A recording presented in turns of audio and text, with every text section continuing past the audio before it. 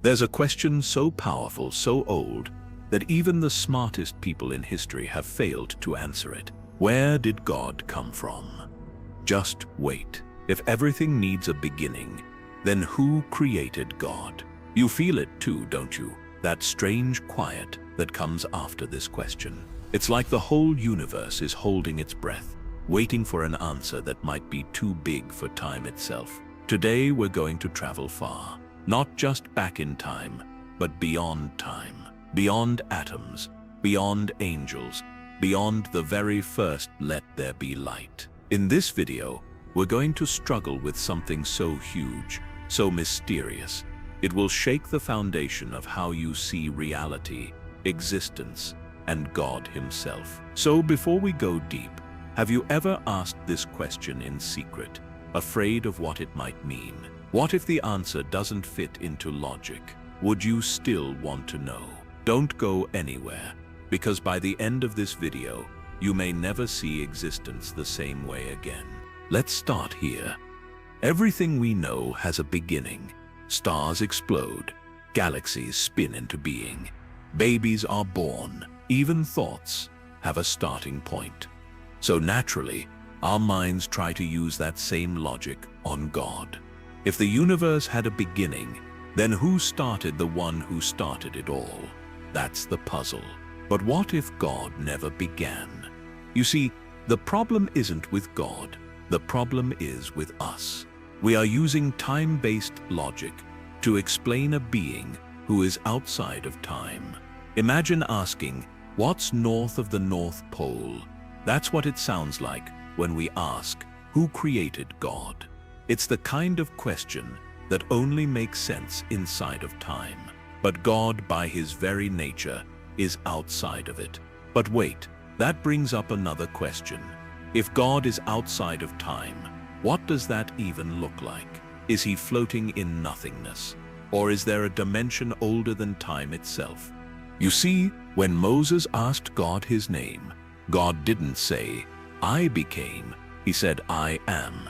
Not I was, not I will be. Just I am. Pure existence.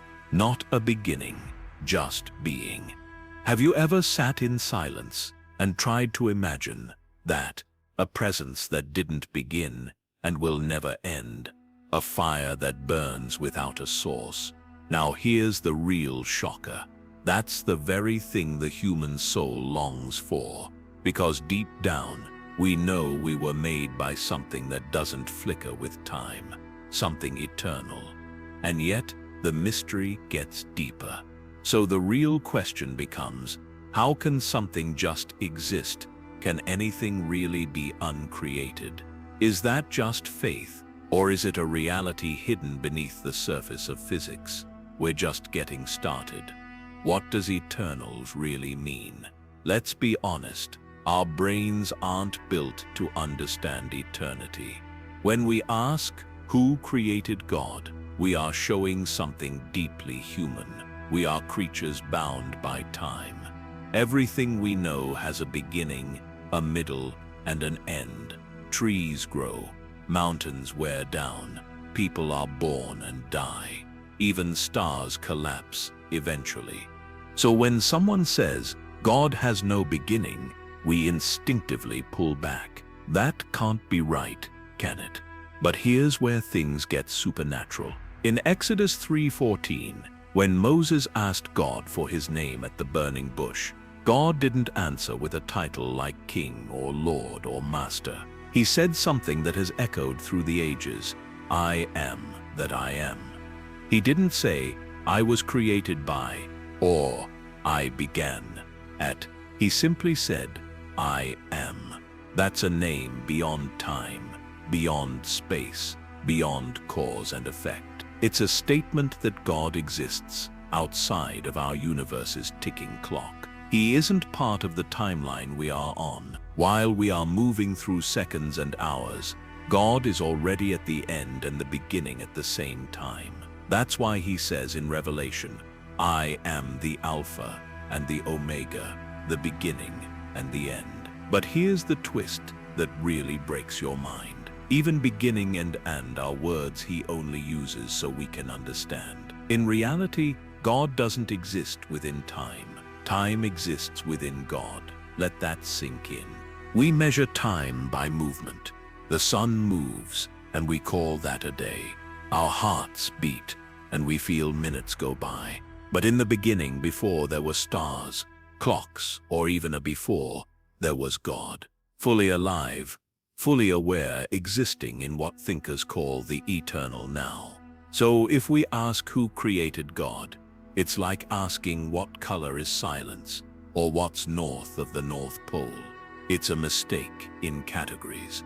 God didn't come from somewhere. He is the source of everything else that did come from somewhere. That includes time itself. And if time had a beginning, what does that say about the nature of God's existence?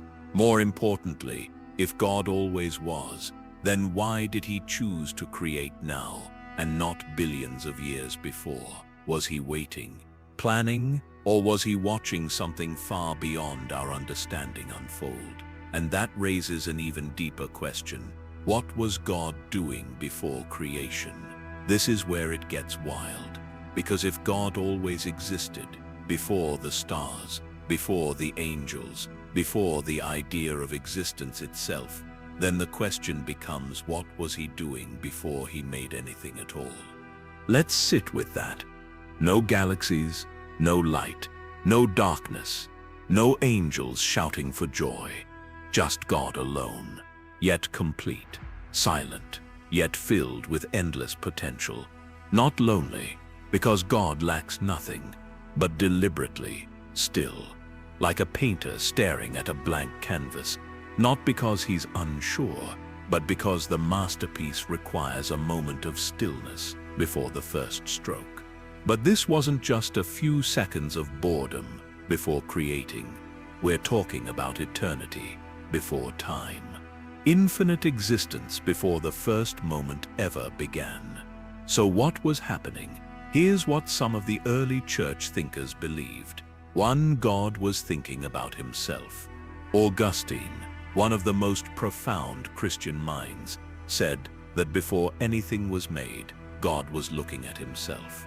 He wasn't doing nothing. He was perfectly active within himself. The Father loving the Son reflecting the Father, the Holy Spirit flowing between them, an eternal relationship of infinite love. No need for creation, yet out of love, he chose it. This is very important. God didn't create the universe because he was bored or incomplete. He created because love creates, and love desires something to pour into. So in that eternity before creation, God was already experiencing fullness, joy, and movement, not with stars and atoms, but within himself. 2. God was planning the story. Some early Jewish mystics believed that before creation, God was dreaming the universe into being, not with fantasy, but with holy purpose. He saw the whole scope of history in an instant. From the fall of man to the final rescue, he saw Adam. He saw Eve. He saw Abraham, Moses, Mary, and even you. Yes, you were part of the pre-creation vision. Psalm 139:16 says, "All the days ordained for me were written in your book before one of them came to be." That means before Genesis 1, your story already existed in God's mind. Every breath, every mistake, every tear. Not as a pre-programmed robot, but as a cherished child he longed to walk with. Let that hit you. Before there were stars, you were in God's heart. 3. He was preparing for war. Now here's where it gets darker. Before there were galaxies spinning like dancers through space, before Michael ever pulled out his sword, before the archangels gathered in formation, there was one, the first. The being who came into existence as the very first ripple in the still waters of eternity. But who was it? If you listen to some ancient traditions, ones whispered in early Christian thought and echoed in Hebrew mystical writings, it wasn't Michael or Gabriel. It was a being of such beauty, such radiant perfection, that even the angels who came after would tremble at the sight of him. His name, Lucifer. Let that sink in.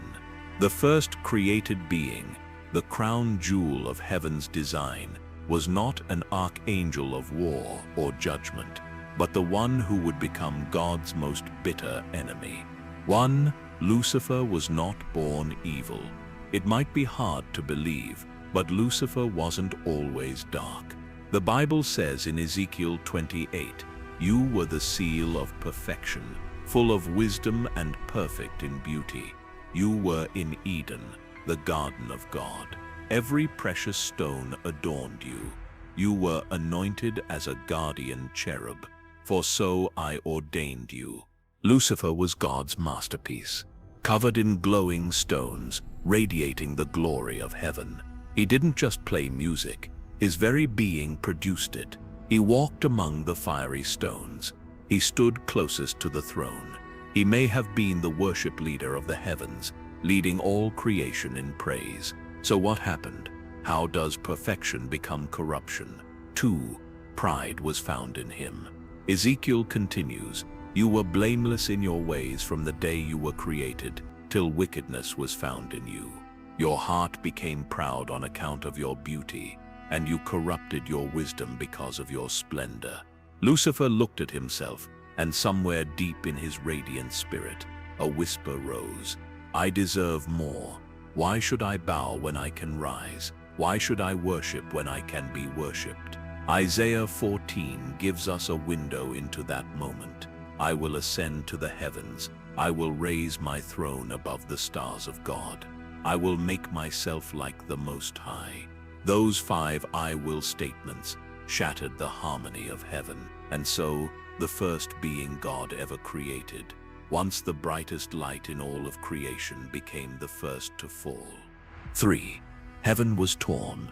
This wasn't just a disagreement, it was a cosmic betrayal. And when Lucifer rose against God, he didn't come alone. Revelation 12 says, "His tail swept 1/3 of the stars out of the sky and flung them to the earth. 1/3 of heaven's angels followed him." Can you imagine the heartbreak? The very first of God's creations, perfect in beauty and wisdom, turned on him.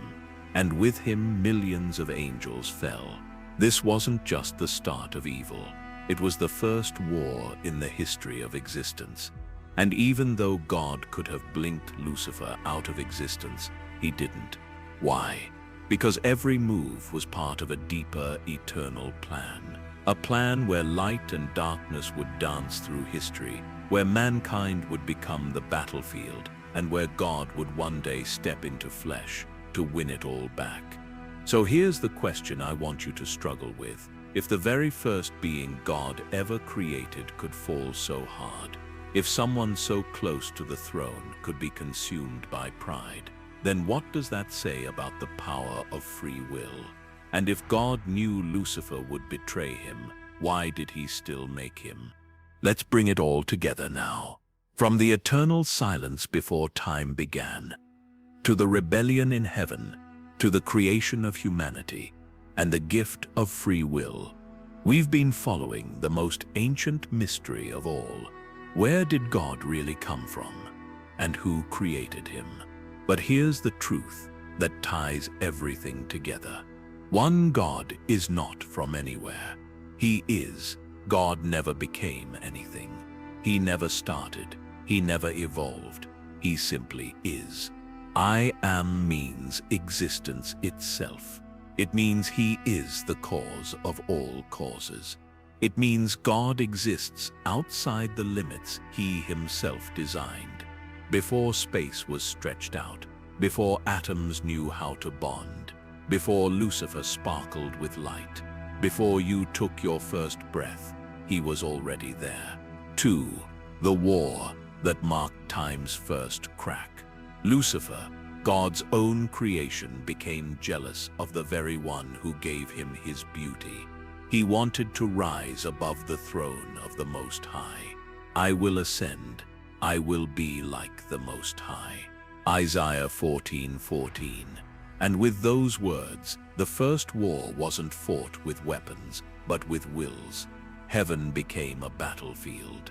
Michael the archangel rose up with his legions.